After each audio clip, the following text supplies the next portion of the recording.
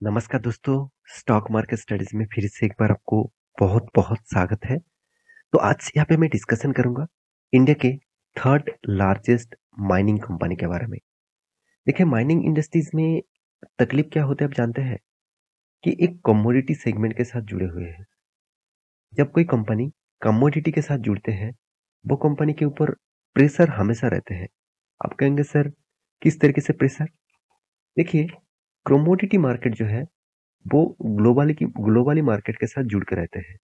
मान के चलिए कोई कोयला भी हो, साथ ही साथ देखा जाए तो gold, silver, nickel, crude oil, ये सब कुछ कमोडिटी प्रोडक्ट है। तो जिंक, कॉपर कुछ भी पकड़ लीजिए, सब कुछ कमोडिटी प्रोडक्ट है। तो जो जो प्रोडक्ट इंडिया में भी मिलते हैं, बाहर की कंट्रीज में भी मिलते हैं। तो ग्लोबली मार्केट में मान के चलिए जिसके पास ज्यादा, मान के चलिए आज सोना किसके पास है, गोल्ड किसके पास सबसे ज्यादा है, यूएस के पास। तो वो इसीलिए आज मार्केट लीडर है, मतलब ग्लोबली मार्केट लीडर है, क्योंकि उसके पास सोना है। तो वो उस प्राइस को वो खुद कंट्रोल करते हैं। उसको जब चाहे प्राइस बढ़ा देते हैं, जब चाहे प्राइस घटा देते हैं। तो इसी के चलते हुए क्या होते हैं, ग्लोबली मार्केट में एक बहुत बड़ा इम्पैक्ट देखने को मिलता है। इकोनॉमिकली बहुत ज्यादा प्रेशर रहते हैं। तो मैं आज उसी से जुड़े हुए कंपनीज के बारे में बात करूंगा जो माइनिंग इंडस्ट्री से बिलोंग करते हैं और इंडिया के थर्ड लार्जेस्ट माइनिंग कंपनी है। तो वो कंपनी कौन सा है, चलो मैं आपको बता देता हूँ। कंपनी का नाम कौन सा है वो भी मैं आपको बता देता हूँ। तो सारे इन्फॉर्मेशन दिखाने से पहले मैं रिक्वेस्ट करूंगा, चैनल को सब्सक्राइब नहीं किया तो जरूर कर लेना। टेलीग्राम को ज्वाइन नहीं किया तो वो भी कर सकते हैं, नीचे लिंक्स अवेलेबल है। तो चलो देख लेते हैं आज के स्टॉक के डिटेल्स के बारे में। तो कंपनी कौन सा है, कंपनी का नाम है एनएमटीसी। आप पिक्चर में ही देख सकते हैं। कंपनी बिगेस्ट या देखा जाए तो माइनिंग इंडस्ट्रीज के साथ जुड़े हुए हैं। और कंपनी आयरन ऑरी के ऊपर काम करते हैं, आयरन ऑरी माइनिंग के ऊपर काम करते हैं। साथ ही साथ और भी नए नए प्रोजेक्ट के ऊपर कंपनी काम करते हैं। इसका मेजर काम है माइनिंग के ऊपर।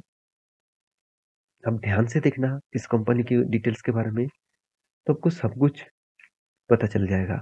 तो कंपनी का जो प्रोजेक्ट है वो आप यहाँ पे जाकर देख सकते हैं। कंपनी कहाँ कहाँ पे प्रोजेक्ट कर रहा है, कहाँ कहाँ पे माइनिंग कर रहा है, वो सब कुछ आपको दिखेगा।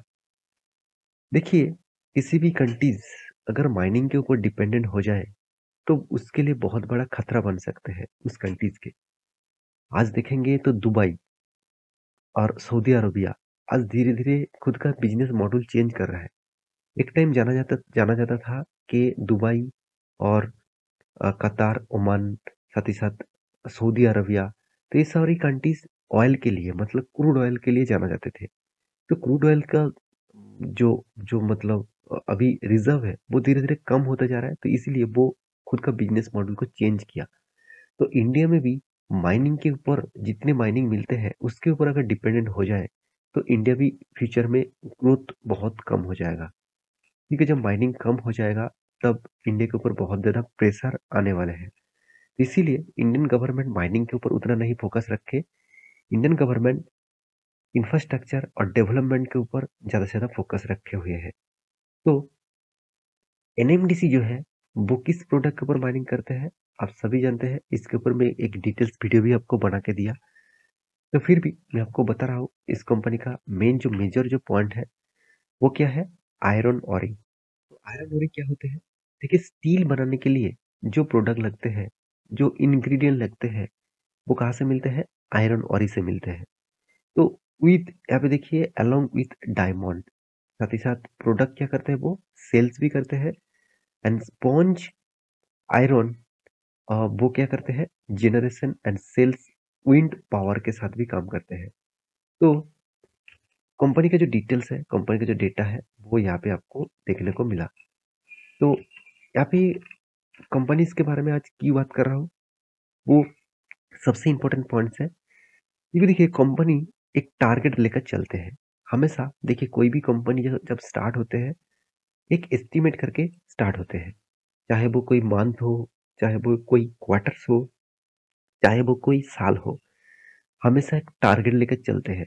हाँ वो टारगेट फुलफिल होते हैं कि नहीं होते वो अलग बात है, हमेशा एक टारगेट होना चाहिए। देखिए आप भी बिजनेसमैन हैं तो आप भी एक टारगेट लेकर चल रहे हैं कि आज मेरे पास मेरे इस साल में इतना टर्नओवर हुआ, तो नेक्स्ट ईयर में मैं टर्नओवर बढ़ाने वाला हूँ। आज मेरे पास 5 एम्प्लॉई है, तो मैं बिजनेस बढ़ाने के लिए दूसरे सालों में मैं 10 एम्प्लॉय करूंगा। तो इस तरीके से थिंकिंग रखेंगे तो आपका बिजनेस बढ़ेगा। बहुत सारे लोग क्या करते हैं जानते हैं, अकेला ही खुद काम करने लग जाते हैं। हर काम, वो अकाउंट संभाल लेते हैं, दुकान भी संभाल लेते हैं, प्रोडक्ट खरीदने भी जाते हैं, बेचना भी जाते हैं, सब कुछ अकेला ही कर लेते हैं। इसीलिए उसका बिजनेस बढ़ता नहीं है। तो बिजनेस मॉडल के ऊपर आपको वीडियो चाहिए तो मुझे जरूर कमेंट करना। तो आज मैं इसके ऊपर इसीलिए बात कर रहा हूँ क्योंकि इसके ऊपर एक बहुत बड़ा अपडेट आया हुआ है। तो वो अपडेट कौन सा है? वो अपडेट आया हुआ है बिजनेस स्टैंडर्ड के ऊपर। तो मैं पूरा क्रेडिट बिजनेस स्टैंडर्ड के ऊपर आपको डिस्कस करूंगा। तो ध्यान से देखना।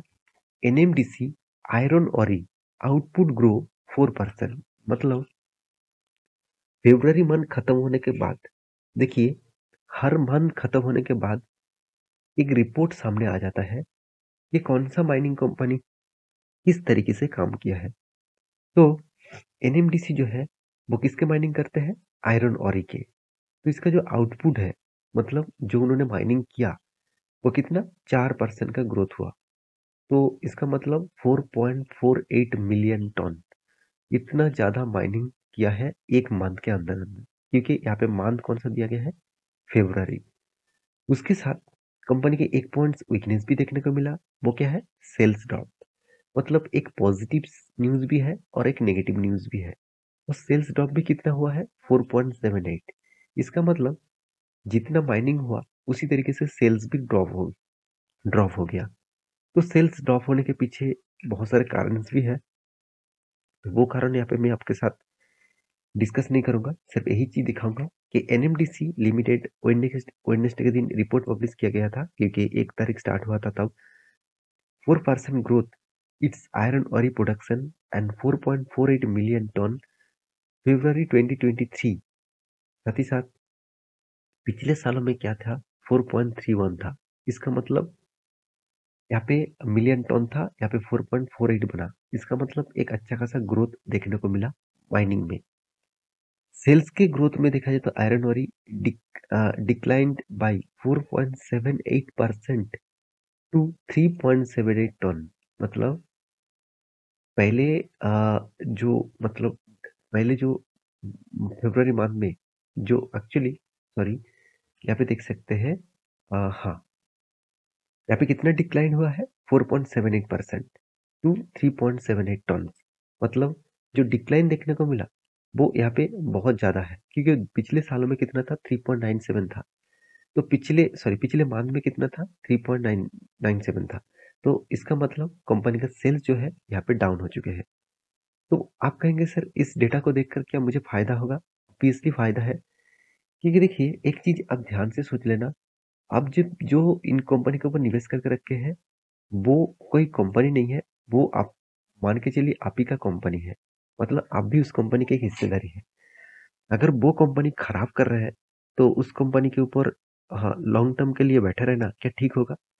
मान के चलिए आपका एक दोस्त का बिजनेस है। उस बिजनेस में आपका दोस्त भी 50 लाख रुपया लगा के रखा और आप 50,000 रुपया लगा के रखा। कितना प्रॉफिट लॉस्ट होगा? सेम टू सेम आपको कैलकुलेशन करके लॉस भी लेना पड़ेगा, प्रॉफिट भी लेना पड़ेगा। आप देख रहे हैं कि आपका दोस्त का बिजनेस धीरे धीरे डाउन होता जा रहा है। क्या आप पूरा 50,000 खत्म होने तक रुकेंगे? ऐसे बिल्कुल भी नहीं ना। कुछ साल तक रुक सकते हैं, उसके बाद आप देखेंगे कि अगर कंपनी में बर्बादी होना स्टार्ट हो गया तो आप बाहर हो जाएंगे। सेम टू सेम यहाँ पे भी उसी तरीके से काम करना है। अगर कंपनी के अंदर की बात अगर आपको पता चले तो उस कंपनी से पहले से ही एग्जिट होने के लिए जरूर आप सोच सकते हैं। तो आप कहेंगे सर क्या इस न्यूज के चलते हुए कंपनी से एग्जिट हो जाओ? ऐसे बिल्कुल मत करना, क्योंकि मैं कोई भी आपको रिकमेंडेशन नहीं करता, पहली बात। दूसरी बात, देखिए, हर मंथ में प्रॉफिट होगा, हर मंथ में सेल्स जंप होगा, ऐसे किसने बोला? वर्ल्ड में कोई भी एक कंपनी आप नहीं दिखा सकते जो कंपनी हर साल में हर मंथ में प्रॉफिट कर रहा होगा, हर मंथ में पिछले सालों को बीट कर रहा होगा, हर मंथ में पिछले मंथ को बीट किया होगा। ऐसे बिल्कुल भी नहीं हो सकता। तो मैं जरूर कहूंगा, एनएमडीसी जैसे कंपनी के ऊपर निवेश करेंगे तो आपको एक्स्ट्रा बेनिफिट के हिसाब से बहुत कुछ मिलेगा। जैसे डिविडेंड, 13% इसका डिविडेंड यील्ड है। इससे ज्यादा डिविडेंड मुझे बहुत कम कंपनीज के ऊपर देखने को मिलता है। 13%, 1 लाख रुपीस निवेश करने से आपको 13,000 तक आपको ईयरली रिटर्न मिल चुके हैं एज ए डिविडेंड के पर्पज में।